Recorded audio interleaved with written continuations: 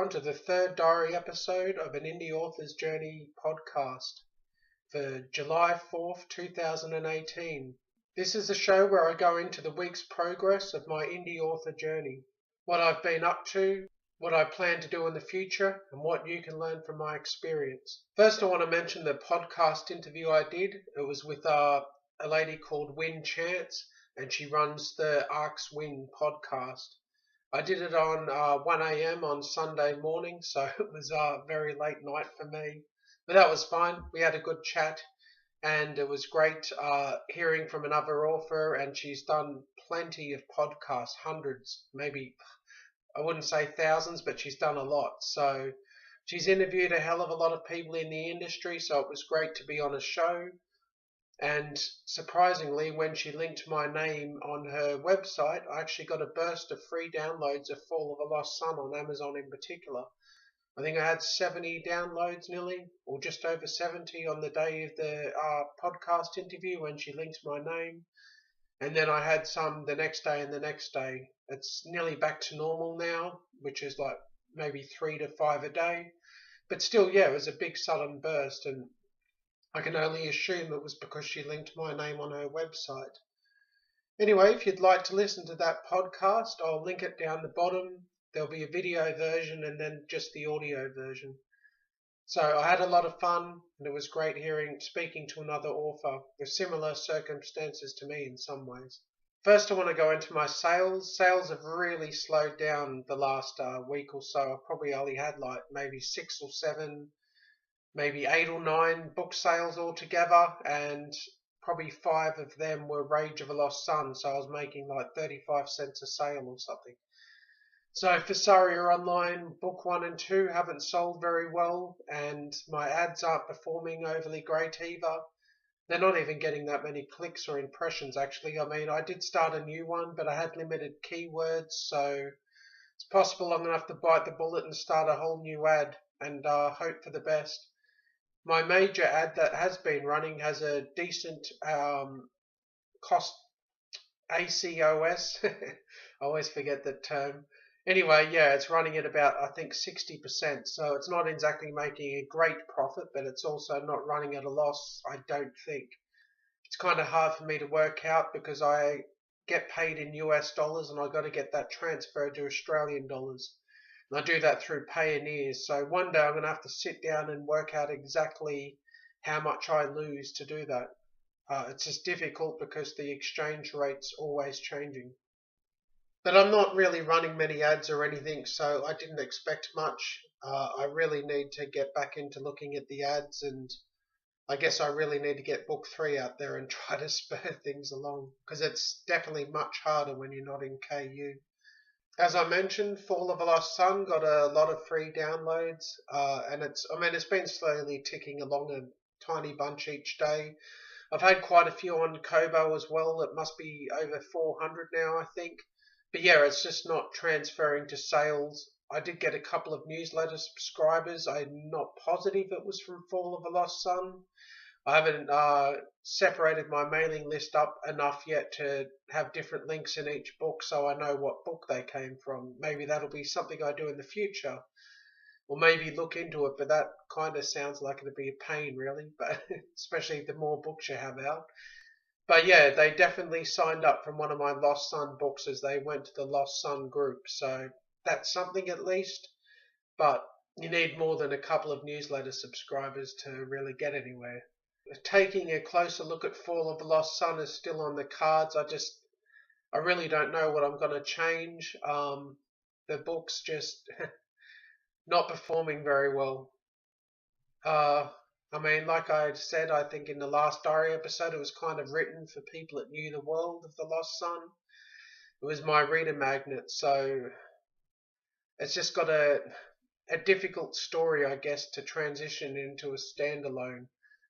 So, yeah, I don't know what I should do. Maybe I do have Rage of a Lost Sun and Ruins of a Lost Sun. Ruins of a Lost Sun is free and can definitely stand by its own.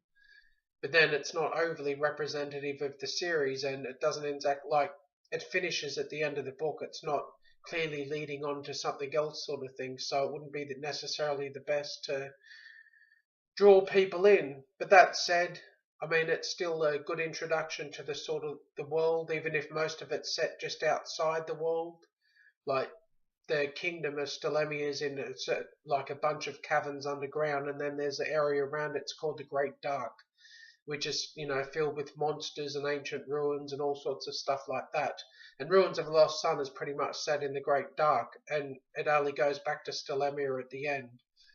So, but still, I mean, it gives you the people the idea of what it's a steampunk fantasy adventure type stuff. So, yeah, I'm possibly going to have to ask someone, maybe even keyboards or something, what I should do. Because, yeah, I'm kind of at a. It's difficult to make decisions, and I don't want to mess anything up or make things worse, sort of thing. The other major thing I've been doing this week is I've been working on Heir to a Lost Son, Book 1 still. I'm pretty much almost done. I'm just up the last chapter of that. I've had to change more than I thought I would, which is fine if you'd already read the book, because, yeah, you'll see a lot of changes. But it has made it more difficult because I have to keep in mind how much I'll have to change in book 2 and then later book 3 and 4 sort of thing. The new book 3 will be Dawn of a Lost Sun, which is the current book 2.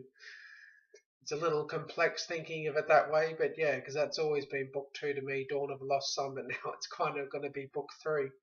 So I shouldn't have to change much, and certainly the core story is the same. There's just things that have been pulled back into the book 1 of Heir to a Lost Son. So, unless you're a fan of the book, there's no point of explaining. But yeah, it is going to have some ramifications later on, and some things will have to change. But it's still going to be overall the same story. I hope you can't hear the rain outside because it's raining pretty heavily at the moment. Hopefully there's no thunder or lightning coming like there was earlier. Anyway, one interesting thing about it is I'm going to be removing a chapter of Heir to a Lost Son. The whole chapter will likely be deleted, and maybe part of it will be kept, but it'll be in a different point of view. It'll be actually be maybe the prologue of what will be book 2 now. The other thing I'm going to need to do is, as I change the opening of the book a fair bit, I cut chapters in half, and because the chapters were like over 5,000 words long, I broke them in half, so you have Kara's point of view, half of her original first chapter, then you have the first half of Eamon's first chapter, then the second half of Kara's chapter, then the second half of Eamon's chapter. Originally it was just chapter 1 and 2, and the entire thing was there, but I just worry those chapters are a bit long for opening chapters of a book. They're probably 40 pages or something like that in a book, so as a pretty long first chapter. There is scene breaks in them. Maybe I'd be better sticking with that, but yeah, I don't know. So I'm just deciding, do I reach out to my mailing list and try to get a few beta readers to read the opening chapters of the book? And what could I give them in return for doing that? Because yeah, they probably want to read the entire thing, not just the opening chapters. So I did ask my normal editor, Alison Aaron Wright, about it. She said I'd be better off just asking normal beta readers than a professional editor like her. And I couldn't really have her do it because, yeah, she's she's pretty busy these days. So, yeah, it'd take a while to get in with her, which is great for her. But I guess it's bad for if you want a quick job done on the side sort of thing. So, yeah, her business has grown a lot, which is great. I mean, I probably could wait and have her do it in 2 or 3 months' time. I mean, I haven't even set a deadline of when I plan to re-release the Lost Sun books. And I still need a lot of work on book 3, editing and adding a bit to it sort of stuff. So, and I definitely need to make sure they match up with the Fasaria Online books, as Kara and Samira are both in those as well. Just in a chapter here and there sort of thing, and the worlds have to come together at the end, which maybe was a mistake on my part, linking the two, even if it does work. There's not much I can really do about it now, I guess, sort of thing. So it does make things a lot harder. Definitely for the Fasaria Online books too, because they're set in an online world, but I want to bring everything back into the real world at the end. So basically my litRPG book is going to have its final battle, I guess, in the real world, which I don't know how that's going to work. So anyway, that'll be something I worry about in probably later this year or early next year when it's all done. Overall, I'm still finding it hard to motivate myself to work as hard at things as I used to. Just all the drama and just I suppose my wide book's not doing as well as I'd hoped. It's just I've had nothing but setbacks since I released the book.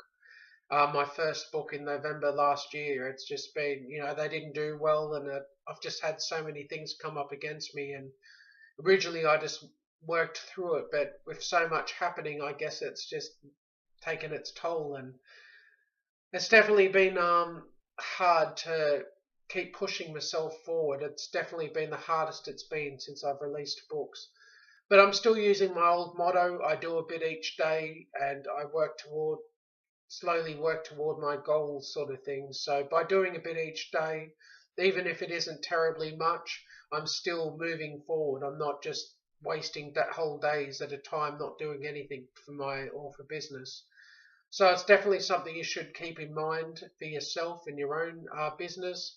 Try to do a bit each day, even if it's only like 100 words or something like that, or even if it's non-writing, just maybe setting up a new ad on Amazon or whatever. Just do a tiny bit, and if you can, I suppose, slowly build on that tiny bit you do. Try to be more efficient. If you only have an hour, just try to be as efficient as possible.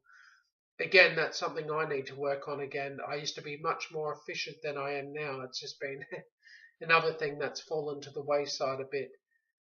But I think once Book One of Ed or Lost Son is out of the way, I'm going to hopefully get back into Fasari Online and get that done. I did write a whole chapter during this week of about 2,000 something words. I think it's okay. It's not great, and it'll definitely require some work, but at least I got a chapter done. So yeah.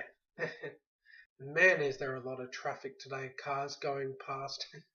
I'm constantly after cutting the video because some stupid car's gone past. Anyway, how is your author career going? Are you going well? Are you facing motivation problems like I am, or are you just full steam ahead? If you want, you can leave comments under this video or under the sound file, depending on where you've listened to it. Or you can mail me at mail@RileyMorrisonAuthor.com and tell me how things are going for you, and maybe even offer your own advice to me, or even ask me for advice, whatever. So anyway, thanks for listening to this third diary episode of An Indie Author's Journey. I've been Riley Morrison. Take care.